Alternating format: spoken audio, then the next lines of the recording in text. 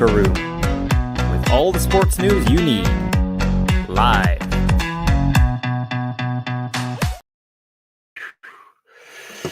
There we go. Very good evening to you. Welcome to the Locker Room here on Indie Live Radio and Independence Live. You're joined on a Friday night by my usual self and the usual sidekick and Michael and Graham, the gruesome twosome. That's a bit of a mouthful to say on a Friday night. We're here until 7 o'clock, so you know what to do. I'm not going to tell you, but I'll tell you anyway because I'm a nice wee boy that way. You can comment on YouTube, Facebook, and Twitter. And I know I've been saying for weeks that we're on Twitch, but I'm not actually sure. But anyway, so we might be on there, or we might not. If we're not on there, well, tough. We're here until 7 o'clock, hopefully joined by Reagan Stevens as well. He's on his way back up from London. He was watching his second team, Tottenham, get beat. oh, sorry, that was a bad cough. Yeah, so we might be joined by him, or we might not be.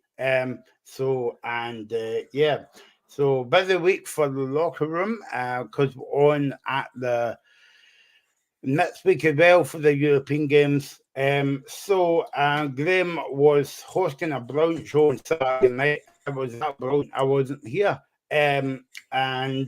We spoke about the draw for the Euros because, believe it or not, Scotland is going. Yes. Graham was on the show with Hazel from the famous Captain Army magazine. Graham, I haven't saw you obviously I saw you last night, but that's a different matter. Shh, don't tell anyone. What did you think of the draw? First of all, the Scotland group. I kind of said last week I was delighted with it. Now, I had said to Hazel when she was on that I wanted Germany from pot one, because although they're the hosts, I don't think they're that good a side. So I actually quite like that. I didn't want England, I didn't want France, and I didn't want anyone else in that group. I was quite happy with Germany. They're not a great side. They've got a new manager in, but they're not a particularly great side. There's no massive stars, I don't think, in that team. Kai Havertz has done okay at Arsenal recently, but they've not got a lot of real quality, so I think Scotland have got a chance. Hungary as well, I think that's a decent draw as well. And Switzerland, we know what Switzerland are like, but they've got a lot of older players now, so I think it gives Scotland a really good chance. I was excited by it, and the fact that we're opening the tournament as well just makes it even better. I mean, what an occasion that's going to be. 14th of June, live on telly, it's going to be unbelievable. And I think for me, it's probably the best draw we could have got. See, if you look at pot, I think it was Ian Maxwell has said that he didn't see a group of death. I did, because pot B was horrendous. Spain and Croatia. Yeah. I mean, that's an awful group to have. So yeah, I think we've done well at that group, and I'm excited. I know it's a while away yet, but I'm excited. And you could tell that Steve Clark was talking about it as well. He was quite happy with it. And I think pretty much most of the folk that were in the chat last week and on group chats and stuff was very much the same. It's a really good draw. And it gives us a great chance because the top two go through and then the 4 third best place runners up. So Scotland have got a great chance to qualify for this group for the first time ever.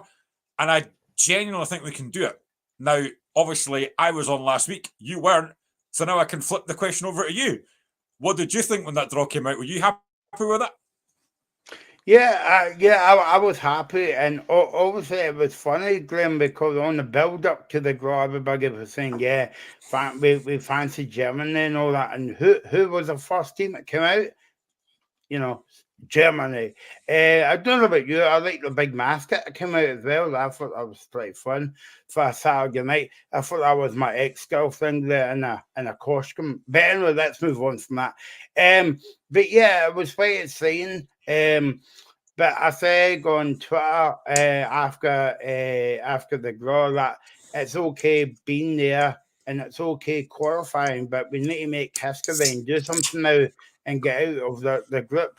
It's got to be an interesting group because obviously have we played Germany? Yeah, we have played Germany, I think, in a competitive game, but I don't think we've actually played Switzerland or Hungary before. Maybe in a kind of international friendly, but not in a kind of competition. So it'll be good to see that. And it will be good exposure for all the well, first of all the Scotland fans, but also who's going to make that squad. And that's going to be interesting now because who will be in Stevie Clark's Scotland squad as well. But no, to be honest, Graham, I'm just like happy that Scotland's there. I mean, when was the last time you saw that Scotland went to 2 back-to-back European Championships? Brilliant, you know. Brilliant to see, but and then we open up the game against Germany, opening the European the Euros. Brilliant at 8 o'clock at night as well. You know, I think it's live on STV.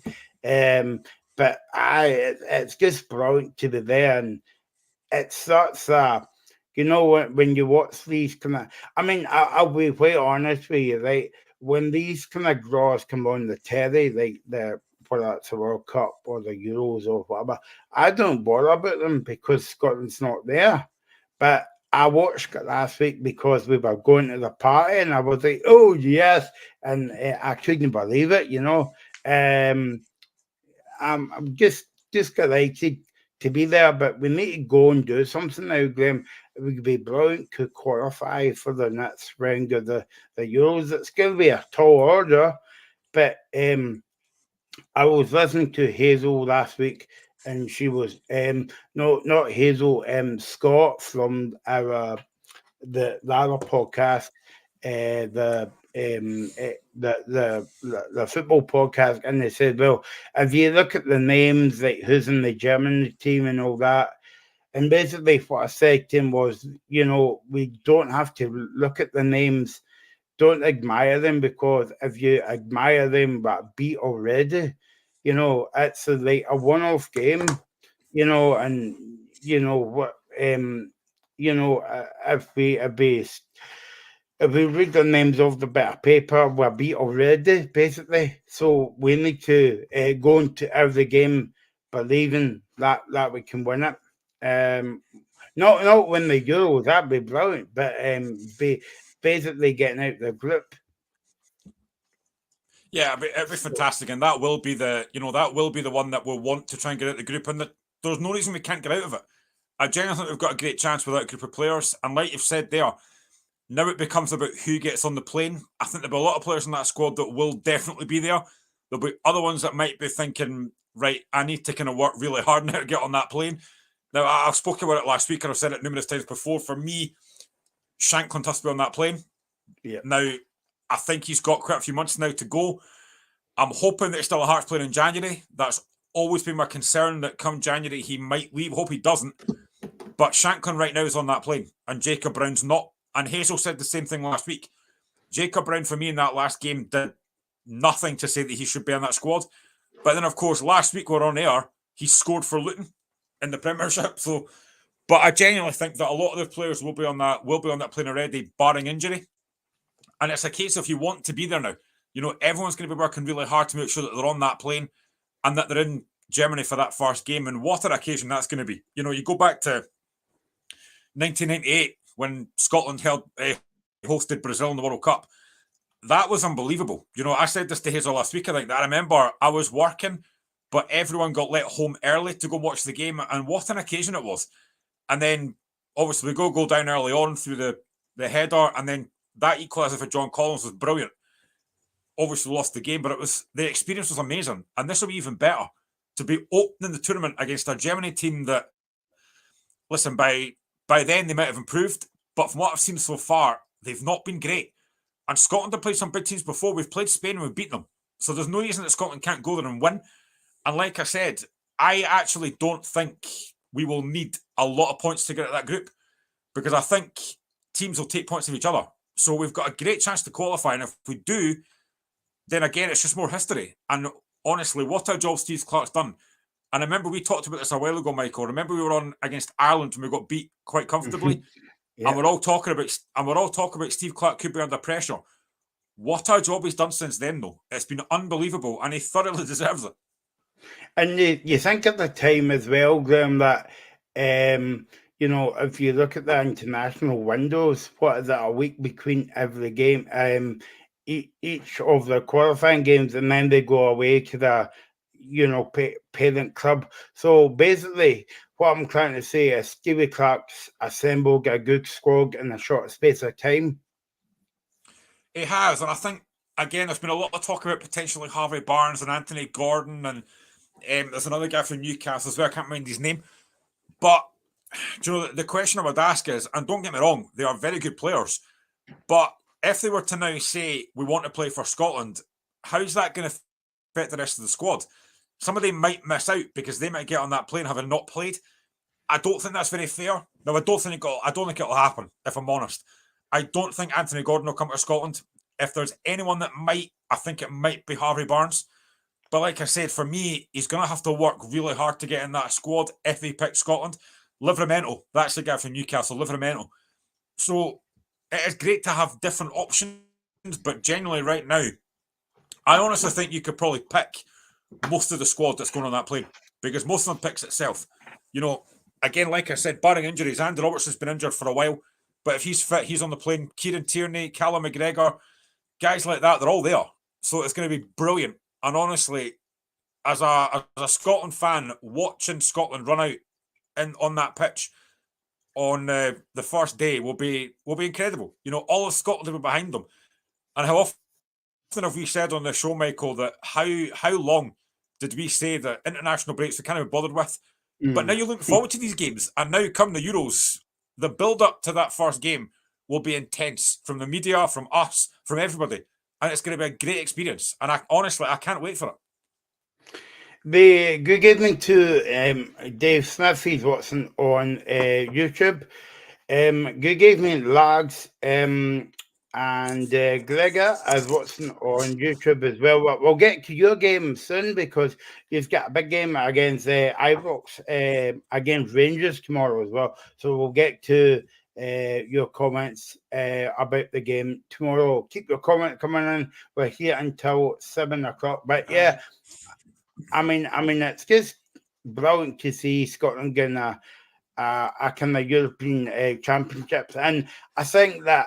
I know it's a tall ask, Graham, but I think that if Scotland should get out of the groups, then Stevie Clarke will go down as history as the next, brilliant manager in Scotland history books. Apart from the late great Craig Brown. Yeah, 100%. He's done a great job, Steve Clarke, and there's a lot of Scotland fans, as we know, on our group chat, a certain particular Mr. James E., who's not a massive fan of Steve Clarke. Now, at times I do get it, because at times he does, come I don't across think he likes. I don't think he likes anyone, to be honest with you. It doesn't like Kerry Clare either, but there's a few folk I don't think he likes himself. I don't think he likes us. But yeah, I mean, Steve Clarke's done a phenomenal job, and what he's done with that squad, to get the best out of certain players, because we all know that club level is very different. You're seeing each other like every day, you're training every day. You don't get that in international football. You don't see them that often. And I think if he can get out of that group, it would be an incredible achievement. And like I said, I genuinely think we can. I feel quite confident we can get out of that group. I don't see enough from Germany. I think Hungary have got a couple of decent players. Szoboszlai that plays for Liverpool is a really good player on his day. But Scotland have got really good players in that team. And there's no reason we can't qualify. And I think Dave's point about Scott McKenna, it's a decent point, but I don't know where he would go. Whether it's to another championship team in England or somewhere like that. I think McKenna divides opinion a lot. I've seen it on Twitter a few times the last couple of days. Sorry, X, I should say. That a lot of fans are not overly impressed with McKenna. I think he's a decent player. But he's probably going to have to get a move somewhere. But where that'll be, I don't know. I'm trying to say my ex in front of my girlfriend, Graham, because in case he thinks I'm talking to my ex behind her back, I'll just go with the old school MySpace. Remember MySpace? That was brilliant. Did you have a MySpace? No. I do. Yeah. No, I wasn't. Okay. I wasn't that sad. Yeah, well, it was MySpace, so it wasn't your space. But anyway, that was an old joke for another show. By the way, if you're watching and if you've got 2 tickets to Germany, who's your best pals on a Friday night between 5 and 7? And you better see me and Graham or else. But yeah, I mean, we would be happily buy them off to you or take them for nothing. That would be brilliant. So yeah, and quick word about Group B. Graham, you were saying Spain, Italy, Spain and Italy and Croatia is in that group, and you know that's a group of death right away. That's a horrible group. That is a really. I'm so glad we never got that one. There was. I don't know. I can't remember what group was that potentially Wales could get. If it was that one or not, I'm not entirely sure. If Wales got through, obviously, because they had a really difficult group as well. But that Group B is the one I really wouldn't have wanted.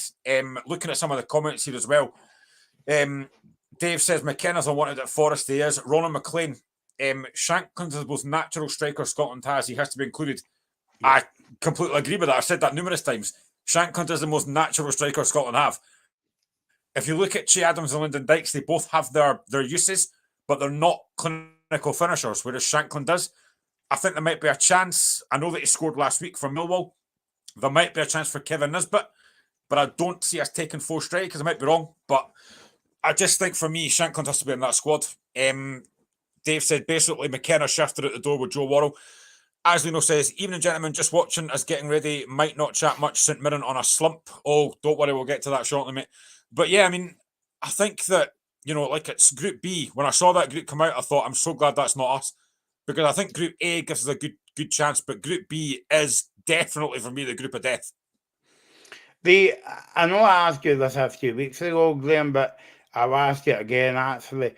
When Shankly's name has came up, do you think it's a case of like if he played for Celtic and Rangers, he would be getting a game, you know, already for Scotland?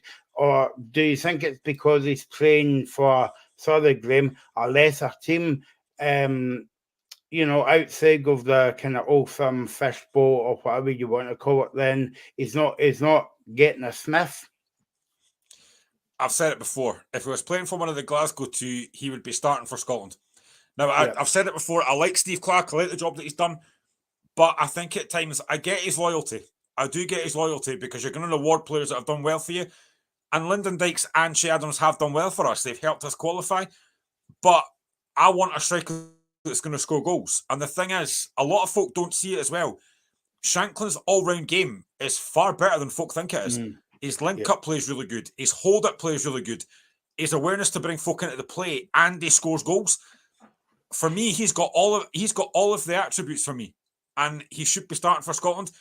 You know, he comes off the bench against Georgia, scores the goal, and I was delighted. And then the next game, he doesn't start, and Jacob Brown starts. I found that a bit bizarre, to be honest. And then he comes on after they equalise. Like, what's he going to do in that amount of time? So I do think, and I've said it before, that I think if he was playing for Celtic or Rangers, he'd be starting for Scotland. I've got no doubt about that, and that's not what I want to say, but I'm going to be honest, because I've always felt that, and I've always said that. I think genuinely, now again, I might be wrong, and I hope I am, but I think genuinely, if Shankland was to move in January and he went to Rangers, because I don't think he'll go to Celtic, if he went to Rangers, I guarantee he'd be starting for Scotland. Celtic's looking at him as well. I don't know if that's a surprise to you, Graham, but yes, Celtic's looking at him as well. But yeah, I don't think he would go to Celtic, to be honest with you. But yeah, I'm on the same boat as you, Graham. I'm thinking about if he was already at Rangers, and by the way, he would come in handy for Rangers at the moment because Rangers are missing a lot of chances in front of goal. Then he will walk into that squad. But, you know, you can never say never in football. Okay, let's move on because we've got millions of time to talk about the Euro thing. Yes, Scotland's going, so we can speak about it. this Friday, the Friday afterwards, the Friday afterwards, it's just brilliant. Don't let us do now. Okay, Aberdeen against Hearts. This is a big game for you, a big game for Aberdeen. Barry Robson was speaking today to the media, and he says Dave Cormack backs him as well. Right, and every backs Stephen Glass and Scott Brown, and we know how that ended. But I just wanted to ask as well, before we move on to the game. I know why Aberdeen fans are a bit annoyed with Barry Robson, but do you think that they're quick to judge in terms of like, if he doesn't win the cup final, he's gone for me, I think, right? But you've got to give him up to that cup final as well. And in between times, as a friend Paul Donaldson's commenting on Facebook as well, he's beat Rangers home and away, and he's in the cup final. Yet the Aberdeen fans won't rig of him. I wish our Dave was on so we could talk about this with Dave, but I thought it was. I can kind of understand why Aberdeen fans aren't happy. You know, the performances have not been great. They struggled a little bit. But as I said yesterday when we were kind of having a discussion about the show today, I kind of thought he had credit in the bank because he's in a cup final. He's done well in Europe for me. You know, as an outsider looking in, I think he's done well in Europe. I know they've not won a game, but I genuinely think they've done well in Europe. I think they've competed in every game. They were really good against Pike over the 2 games. They did well against Frankfurt. I think they probably were a bit unlucky against Helsinki. So I think he's done well. But there's obviously a lot of fans that are not happy. Now, I was having a couple of discussions on Twitter, X again, yesterday with a couple of Aberdeen fans that I know, and asking them what the issues are. And one of the guys basically said that he's playing players out of position. He doesn't know his best team. And it just seems to be a bit of a kind of, they're just struggling just now. But if I go back to the game on Wednesday against Kilmarnock, now I hadn't obviously watched the game because I was watching the Hearts game, but when I watched the highlights back later on, Aberdeen have a legitimate reason to say that the guy, Marley Watkins, could have been sent off after 3 seconds. Because after the kickoff's taken, he basically forearm smashes Garterman. Now, I don't know if the referees thought, it's 3 seconds, I can't send them off. Doesn't matter. It doesn't matter what second or what minute it is. If it's a sending off, it's a sending off. So I think Aberdeen can have a go about that. But there just seems to be a bit of a malaise about Aberdeen just now. Now, they're playing a Hearts team tomorrow who hasn't won at Pittodrie since 2016. Our record there is horrendous. But it's a game that I'm more confident than I might have been because we've got players coming back now. You know, as I said to you on the group chat on Wednesday, Craig Gordon is now back, which is incredible. How that man has recovered from that double leg break is sensational. We've got Barry Mackay back. We've got Nathaniel Atkinson back. We've got Craig Halkett back. We've got players back now, so we've got a strong side. But Aberdeen just seem to have a bit of a malaise just now. They just don't seem to be winning games. They're struggling a little bit. You know, that you go back to a few weeks ago when I did the show on Sunday, when Celtic hammered Aberdeen 6-0. Listen, Celtic can beat anybody, but that was embarrassing how Aberdeen just collapsed that day. And they only seem to, and again, they seem to turn up quite well against Rangers. I don't know what that is, but there's a bit of a malaise about Aberdeen just now. And Aberdeen fans are, you know, they're not happy, and I do get it. But I just kind of think that he needs a bit more time. You know, you're in a cup final. If they win tomorrow and then win the cup final, then what? It's just, I think he does need more time, I think. I don't agree with Paul Donaldson Watson on Facebook. He's an Aberdeen fan, and he says that if he doesn't win tomorrow, he'll be away. But, I mean, how's that any good preparation for the cup final? Joined by a Dandy Don himself, Dandy Don Dave. See what I did there, Dave? All the D's, no? Okay. Yeah, I've been listening to you guys. I was listening to you guys, so I felt obliged to come on. Go ahead with the questions because I'm more happy to answer them. So, do you think that I know that we were talking about the game tomorrow, Dave, right? But do Do you think that, and I know why the Aberdeen fans are getting annoyed with Barry Robson, Glenn was saying players out of position and all that, but he's got his into a cup final. He's beat Rangers twice, home and away. He's done okay in Europe. Okay, you're out of Europe, but that's the first season for Aberdeen for many a year in Europe. They've did well, yet you still want Riggles the manager. Now, Graham was asking the question there that if he wins a cup final, what happens then? That's the last point. That's $1 million question. Just before I start here, guys, I think it's important to emphasise this. I know the lady I'm going to mention is an intelligent lady. I know she's a lady folk character. I know she's a lady that gives her all in terms of supporting her local club, essentially. That the criticism that Ellen Grieve has received through what she was saying in BBC or another podcast, I should say, was quite simply been abhorrent. And that's the strongest word I could possibly use to describe that. So, as much as we want to be answering questions about Barry Robson just now, I just wanted to get that off my chest first and foremost on this podcast because I know from a podcast perspective, we wouldn't stand for obviously comments that have been made. Now, I've seen a lot of social media about why this individual has reported the culprit to the police, but ultimately, the internet should be a free period in terms of scrolling the internet, see what people have to say, see the talking points on it, whatever have you.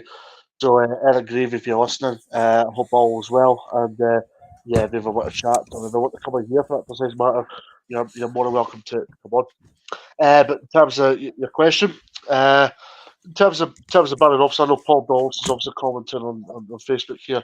I'll read what he says here.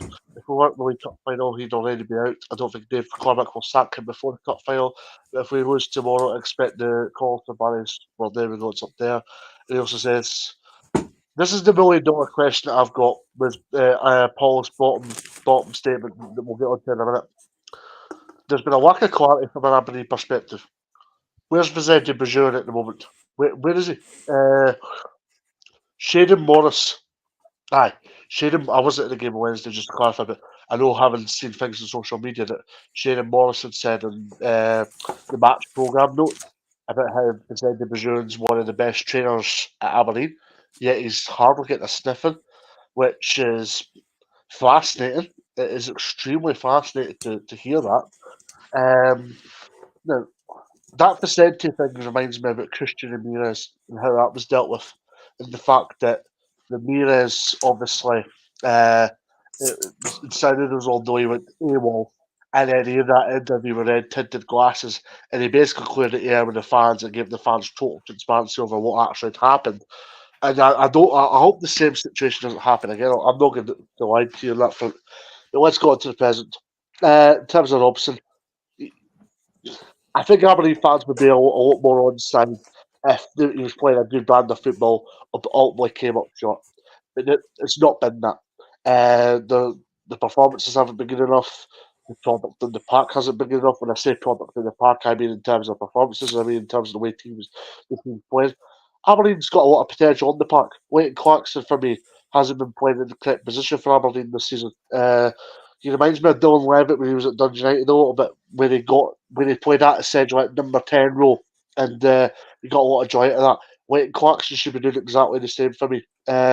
Dukes went off the boil. I'll understand if Aberdeen fans disagree with what I'm going to say here, but I think Aberdeen's a one-man team.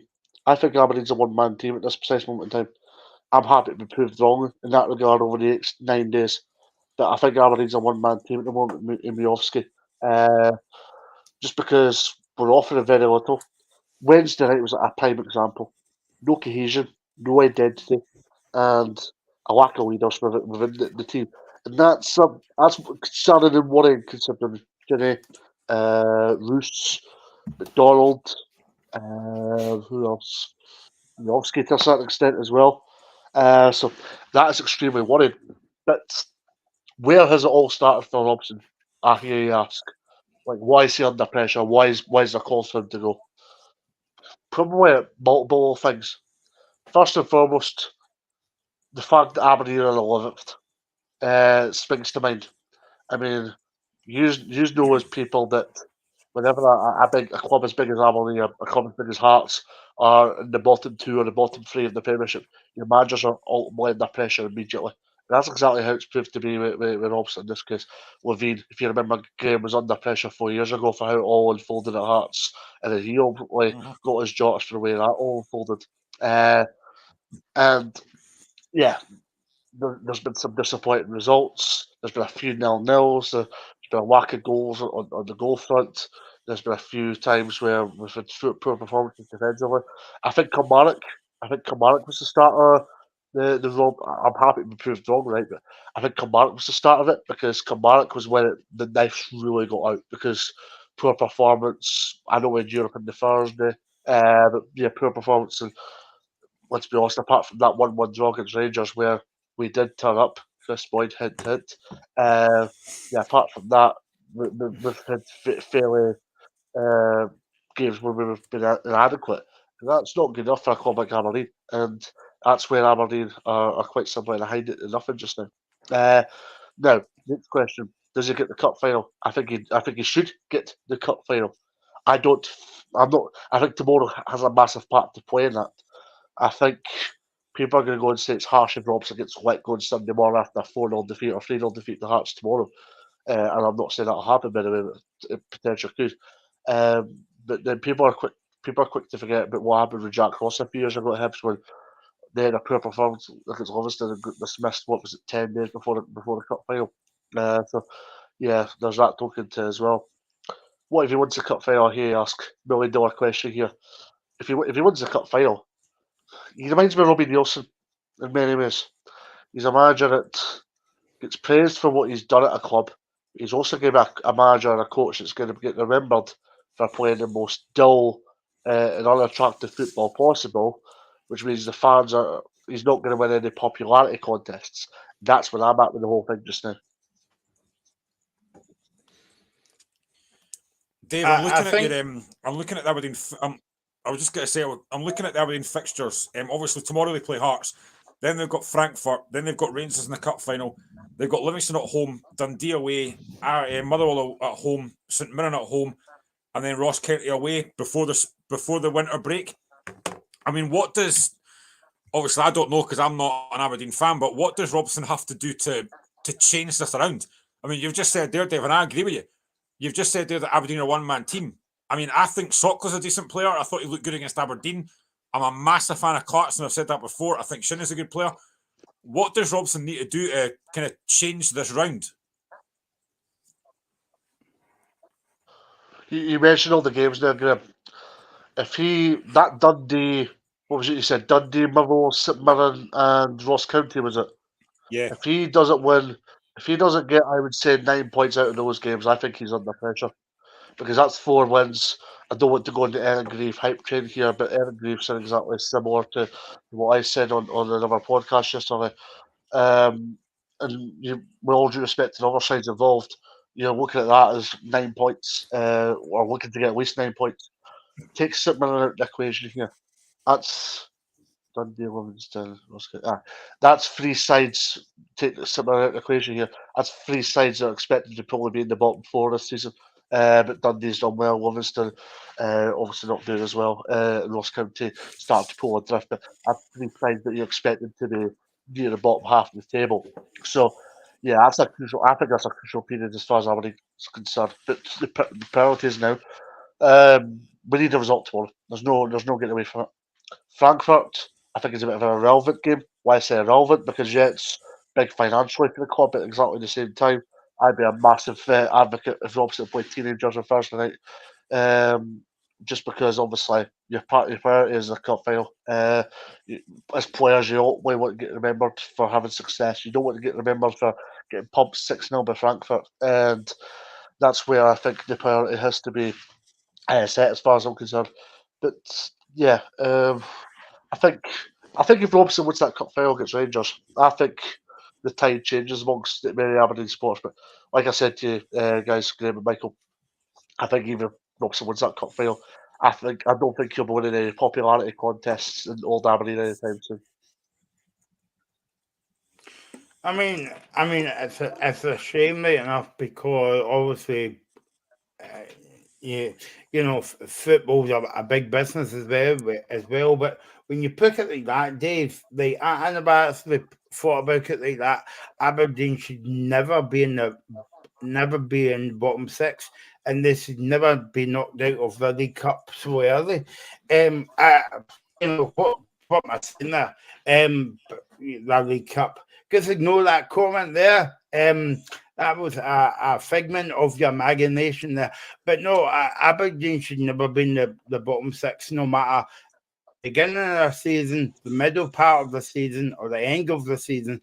Aberdeen's a big club, a big supporter club, and you know that still talking about moving away from Picogla, I think it is, to build a new Skigum. So if you take that into consideration, Aberdeen should be up there challenging maybe the likes of Celtic and Rangers or kind of like the likes of Hearts as well. They should never be at the bottom of the pile.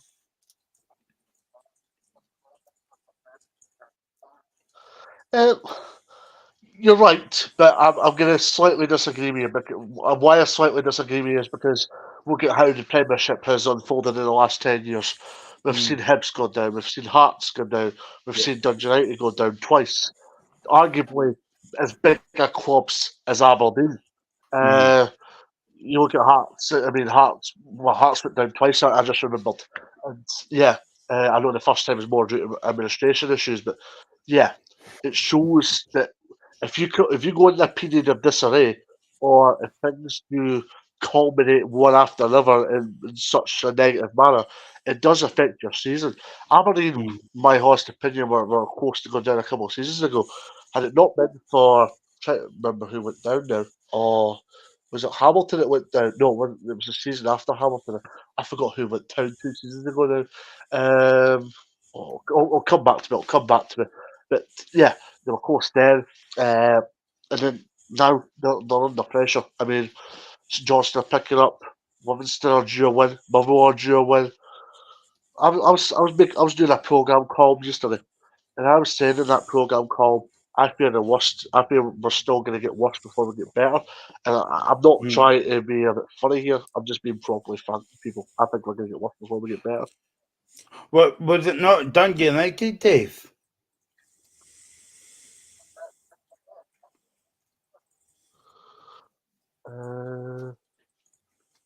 Yeah, it would have been. It would have been Dundee United. Yeah. Dave, I was having a conversation with a couple of folk on Twitter yesterday, Aberdeen fans that I know, and I basically asked one of the guys that I know, what's the issues at Aberdeen, and he sent me a message that I'm going to send you. I'm going to read you this just now, right? So he says, Shinnie is a shadow of himself, questionable recruitment, barring one or two exceptions. Duke miles off the pace, playing Ryan Duncan and Johnny Hayes at left wing back. No idea of his best team. The list is long, mate. Would you agree with all that? I don't think he knows his best team. I would agree with him in that regard. I don't. I don't think he knows his best team. I've seen a lot of clamour about Johnny Hayes saying he should retire from the game. I don't agree with the notion that he should retire from the game. It's like, I still think he could do a job for Cove in League One, for example.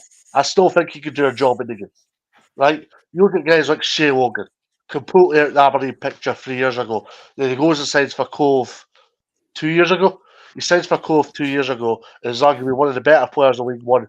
And even in the Championship last season, he was still a decent player for Cove, which makes it. I think I'm not going to criticise my own club here, but a lot of Aberdeen fans can be fickle at the best of times. There is the Hearts are a bit like Aberdeen, Graham. There's a division amongst us in terms of we've got some that are sensible, know what they want to do with the club, but there's also others that are completely reactionary in terms of how they approach things. You mentioned Duke. Yeah, Duke's a good point. Ryan Duncan, I think Ryan Duncan's better higher up the park. Defensively, has left a lot to desire. Rubizic was obviously, I would say, dropped on Wednesday. That never got the desired effect because obviously Kilmarnock won the game in the manner that they did. But if you watch the game on Wednesday, you see there was no identity, no cohesion. Now, you mentioned the Marley Watkins sending off earlier on. Sending off. Stupid sending off. You mentioned the Marley Watkins incident after 3 seconds on Wednesday, Graham. What's the negative from that? The negative isn't why hasn't Marley Watkins been sent off? Negative out of that is why is Aberdeen playing the ball back to the goalie after 1 second? It's a $1 million question for me. As for Hearts, Graham, decent performance against Rangers the other night, got beat. How do you approach this game tomorrow up at Aberdeen? Do you know what's funny, Michael? Because I think I'm in the minority. Because after that game on Wednesday, I was on a couple of my Hearts group chats, and everybody was raging, everybody was moaning. I thought it was a good performance. I thought we created chances. I thought we pressed Rangers from the front. We had a couple of decent chances. We could have gone 1-0 up. With a chance from Alec Cochrane that I think if that's Shanklin, that's 1-0. The goal we lose is really poor. You know, that's a poor goal. And as much as I've defended Xander Clark, I don't know why he's standing that far out in his goal line. For me, if that's Craig Gordon, that's not a goal. But I thought he played well. I thought it was a much better performance than I've seen against Rangers for a long time. So I was encouraged. And I think the fact that when I saw that team sheet, and I looked at the bench and saw that Craig Gordon was back, Craig Halkett was back, and Barry Mackay was back, I was delighted. And I think Naismith is... I'm still not seeing his identity yet. I'm still not seeing the way he wants to try and play. But he's been getting results recently. 4 wins in a row up until Wednesday. So I'm going into the Aberdeen game with a bit more confidence than I might have had. But like I said to you earlier, we've not won at Aberdeen since 2016. So it's a big, big game for us tomorrow. I expect to see probably 2 or 3 changes, and I know that Dave will tell me this as well. I know that what managers say in the press publicly, they're not going to be thinking privately. Now, I know that Stephen Naismith yesterday came out and said that Xander Clark is his number 1. I don't think he is. For me, I think Craig Gordon should start tomorrow. I hope he does. But it's a big game for us. I think we have to win that game because next week we're away at Celtic Park. And unfortunately, I don't expect anything out of that.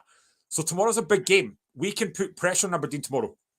And also with St Mirren playing Rangers, it gives us a chance to stretch a lead in 3rd place. So it's a big, big game tomorrow. But I'm more encouraged than I would have been. Because I expected to get beat. I expected to get beat quite comfortably on Wednesday, and we didn't. And I thought we played well. Yes, Rangers had chances. I knew they would. But I thought we created chances ourselves. It's actually quite weird, Dave, when you think about this game, because we were talking about Barry Robson there for like 25 minutes. And okay, the performance levels hasn't been there as well. But also, when you look at the other side of the fence, Naismith has started to get some performances and some results as well. Yeah, well, I was saying to Graham, obviously, in the group chat, I think Naismith was a goner 4 or 5, 6 weeks ago. The Hearts fans weren't having any of it. They were human. If you look at it from a Hearts persuasion, they were obviously getting annoyed by how they were playing. I know Hearts picked up a big win somewhere. I forgot where it was now. I think it was away from home to a team. Graham, you can maybe clarify me on this. They got a big win at a team away from home.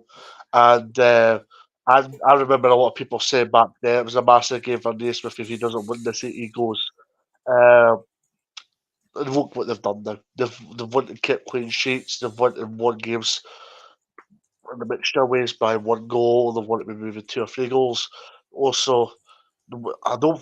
As much as from a Hearts perspective, you don't want to be defined their games against Rangers. I think at the same time, I think there's got to be a balance there because you look at games against Rangers and going, yeah, you'd like to get something from them, but ultimately it's not going to cascade your season. It's not going to change the dynamic of your season if you don't win the game. So, yeah, I think from a Hearts perspective, if you ask me right now, who's probably going to be the more likely to go win this game tomorrow, will be Hearts, because they're decided, there's a disappointing outcome on Wednesday, but they'll be deciding more confident. They'll have more confidence about them, and decide they'll have much more to look at. I mean, it's funny how Naismith's under pressure, yet Hearts are sitting down. Nick Montgomery was under the same amount of pressure after the League Cup game, and look how he's turned it around to him. So football can work in shakes and roundabouts, and I think that's what guys such as Ian McCall, for example, are referring to with regards to Aberdeen. But the conversation about our clubs as far as Aberdeen, but for Hearts, yeah, they're showing away from home about how they can get different results and do things in a dirty way. That's going to be imperative for them tomorrow. It's funny, Graham, because Craig Levine was speaking about that at his press conference today, and he was saying that managers do not get time in football, and that's what I've been saying to you guys for weeks on the show as well. Because back in the day, you would maybe get one transfer window, and now you're lucky if you can get 2 weeks, and then you're out of the door. So it's a kind of like a revolving door, and I think the issue I have with all the teams, I'm not saying Aberdeen and Hearts. I'm talking about all the teams in the Premiership. That's why you haven't got any consistency in the league, because I think last season, Dundee United and I think it was Motherwell or something went through about 3 managers or 2 managers in one season, and that's why teams aren't very kind of like consistent. That's a fair point, and I think what I want to see, especially from my own team, is an identity that I haven't actually seen that yet. And I go back to the very start of the season when I went to before the season started, I went to an event at Tynecastle where Hearts had an open training session, and Stephen Naismith openly talked at that about playing an attacking style of football. I've not seen that yet. I've not seen us have a 90-minute performance yet. There's been moments in games I thought we've looked all right. And even these games that we've won recently, I don't think we played brilliantly. I thought we were very good against Motherwell. But again, people will look at that and say, well, you've got to caveat that by Motherwell have been on a really poor run, which we'll get to shortly. But I think we played well that day. And I think the Livingston game, I thought we were very good that day. We should have won that game by far more. So there's been moments in games, but I still don't think we've seen that identity yet. And it's quite funny because there's another Hearts podcast that I listen to, and they are really, really good. And they've talked about that as well, about the fact that we've not seen an identity yet. And I think that's what fans want to see. But, I've always said that anytime I do a show like this on my own kind of videos, I'm going to be honest. And I'm still not, I'm probably about 75% Naismith in. I'm still not overly sure about him yet. But if he wins games, he'll get my backing. But I think tomorrow's a big game. It's an Aberdeen side that's struggling with confidence. Dave's mentioned the fact that they are a one-man team with Majowski. We've got to try and nullify that threat, but we've got threats of our own. And I'm intrigued to see what Naismith does tomorrow, because for me, and like I said it before, as much as I've defended Xander Clark, for me, Craig Gordon has to come back in. He has to come back in. I also will probably start Barry Mackay. We've got Alec Lowry back as well. So I'm more positive than I was. And I said on Twitter a few days ago, I'm more encouraged now with the players we've got back that I think we'll finish third, because we've got the third best squad in Scottish football. But I think you are right. I don't think managers do get a lot of time. And I do wonder as well, and this is something I was going to say as well. I mean, how long is too long for a manager? Do they need to get at least 3 or 4 transfer windows before you start saying they should be sacked? Because Naismith so far has had 1 transfer window. And it does seem harsh for me to be sitting here saying he should be sacked after 1 window. But I just want to see an identity. I want to see a style of football. Is it harsh to be saying after 1 window that a manager should get sacked? It probably isn't, but that's just the way football is. Okay, let's move on. You make some interesting points there, Glenn. We might come back to them at the end of the show as well. Livingston against Hibs. Dave, Livingston's game was called off last week. David Martindale was saying yesterday at his press conference that it was disappointing that the game was off last weekend.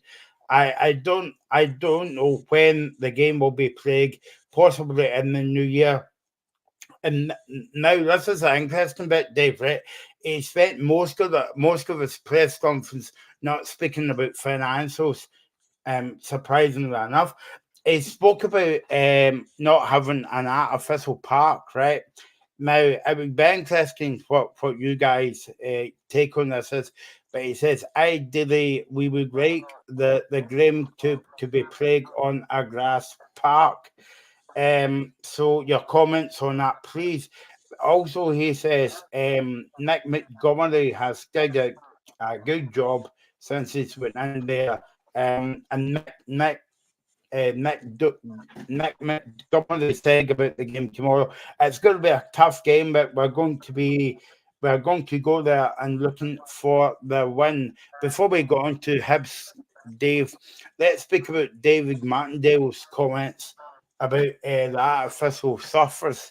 You can tell that he's getting a bit frustrated, but about that. But he was saying that small clubs like that needs that income. So, what do you feel about that? I seen a comment. I can't remember who said it now. I'm going to look at this in a completely different way. And this is for another show for another day, but you'll understand where I'm coming from when I say this. And it's an interesting point, I feel. The SFA are very quick, and or SPFL, should I say, are very quick to call out clubs about VAR, like pull out money for VAR. They're very quick to call out clubs about artificial surfaces. The comment was made. They're not quick enough to go and pull up certain broadcasters about why games aren't on television and why clubs aren't getting as much financial income out of that and why they're not getting as much publicity out of that. Because let's be honest, Martindale made the point about how it was going to cost them £2.5 million to obviously get transition back to grass if they do that. Now the Sky payments are basically a club's